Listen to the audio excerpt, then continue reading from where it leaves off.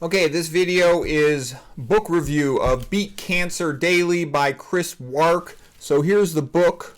And this one is sort of 365 pages, and each page is just suggestions for the day. And it's written for cancer patients to get them through their first year of having cancer, for example. Chris Wark also wrote a previous book called Chris Beat Cancer. That was a pretty famous book. And he has a YouTube channel, Chris Beat Cancer. He has his website as well, chrisbeatcancer.com. And, he's a smart guy, and he's got a lot of experience with his own experience of overcoming cancer. He was diagnosed with stage 3 colon cancer about 19 years ago, and he's still, alive and doing well. He became, a vegan, and he exercises a lot, and that's a common thing I've seen in a lot of long-term survivors of advanced cancer.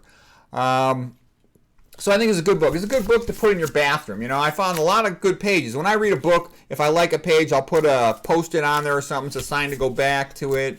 I'll make notes in the back of a book, and that's I'll often use that to summarize a book. So if I want to go back to it in the future, I'll real quick look at my notes in the back. What are some of the quotes? I'll just give you some examples of a few of these quotes from Chris Wark. Here's day number 6. Accept total responsibility for your health.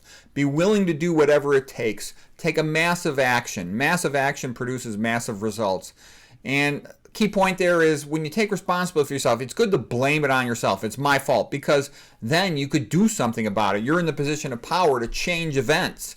Versus if you just say, oh, it's bad luck, it's genetic or something, and you're all passive, you're less likely to get an optimal outcome. He eats a big salad every day, and that's something also that Ruth Heidrich does. And I recently had a lecture about, is Dr. Esselstyn crazy with regard to recommending greens all day? And I'm wondering, maybe he's onto something, that eating more greens is increasing nitric oxide and oxygen delivery to the tissues, and thus helping to prevent cancer progression. That might be true. I don't know for sure, but I would bet that it probably is. He has a metaphor that you're like a caterpillar going into cocoon, that you need a little, your private time, peace and quiet to read and study and emerge better able to respond to having cancer, making yourself healthy, more resilient. Psychologically, he's correct. He kind of comes at it from a different angle, his psychology, than Kelly Turner, but they're both great at the psychology of making a person mentally strong and resilient, which of course improves the immune system. That's why it's so valuable. That's what I like about him. I've been around a lot of really mentally tough people. National champions, world champions, all-American wrestlers and stuff. These are people who are really mentally tough. And I sense a little of that in these cancer patients, the ones who do the best. They kind of got this attitude that helps them have a strong immune system, helps them to heal.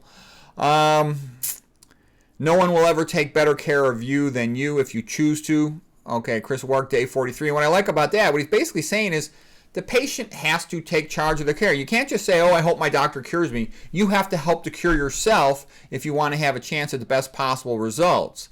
Here's Chris Wark, day 32. One of the lines. By the way, there's a full page of stuff typically on most of these pages, and I'm just giving you a few lines here and there to get a sense of the spirit of the book. Okay, healing is a marathon, not a sprint. Yeah, you're not trying to do well by tomorrow. You're trying to keep on doing a little better each day so that you're still in good shape 5 years, 10 years, 15 years from now.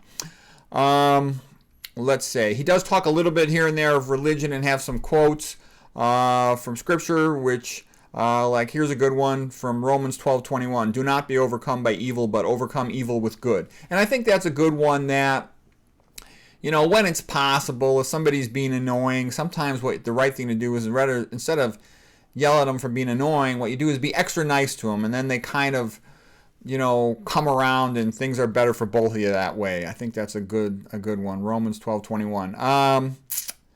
And then here's another one from Chris Wark. This is day 123. He says, I definitely could not see the whole staircase when I took a step of faith to choose nutrition and natural therapies.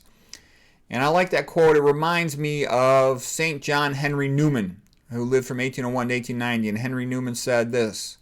This is his famous poem. The Cardinal Newman from the 1800s, part of that Gothic revival, English Renaissance, the Oxford movement. He said, lead, kindly light, amid the encircling doom. Lead thou me on, the night is dark, and I am far from home. Lead thou me on, keep thou my feet. I do not ask to see the distant scene. One step is enough for me. Okay, so John Henry Newman, Cardinal Newman. Anyways, that just reminded me of sort of like the attitude of some of these quotes in this book. So I thought it was really good. So for any cancer patient, I think this will help them. It's a little bit of inspiration for each day from a guy who knows what he's doing. And I think also I watched some of his YouTube videos. I thought they were quite good. So this is a thumbs up recommendation for cancer patients.